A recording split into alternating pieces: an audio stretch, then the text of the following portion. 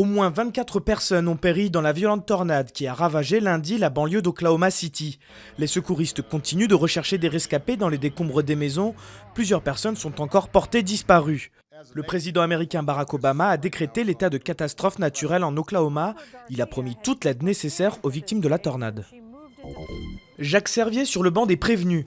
Le directeur du groupe pharmaceutique qui a commercialisé le Mediator s'est rendu à Nanterre pour la reprise du procès au pénal du médicament après un an d'interruption. Près de 700 parties civiles demandent réparation pour tromperie aggravée. Le Mediator, utilisé comme coupe-faim, aurait causé plusieurs centaines de morts en France depuis 1976. Le Hezbollah libanais envoie des troupes en Syrie. Des combats violents opposent les insurgés à l'armée régulière syrienne à Kousseir. Les partisans du régime d'Assad ont reçu le soutien des soldats du mouvement chiite. Selon l'Observatoire syrien des droits de l'homme, une centaine de personnes auraient perdu la vie dans les affrontements, parmi lesquels 4 civils. Ouverture du procès des meurtriers d'Alexandre, à Rouen. Le jeune homme de 17 ans avait été retrouvé mort dans une forêt de Seine-Maritime en mars 2012, tué de 2 balles dans la nuque. 2 des 4 adolescents soupçonnés du meurtre sont aujourd'hui devant le tribunal.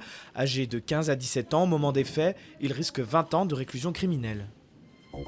Michael Douglas, son pianiste virtuose et déluré, c'est l'une des surprises de ce festival de Cannes que l'on doit au réalisateur Steven Soderbergh. Grand habitué de la croisette, le cinéaste présente Ma vie avec Liberace, biographie d'un des plus grands showman des États-Unis. Un film très attendu sur la croisette et qui pourrait bien être le dernier du réalisateur américain. Il a déclaré vouloir faire une pause à durée indéterminée.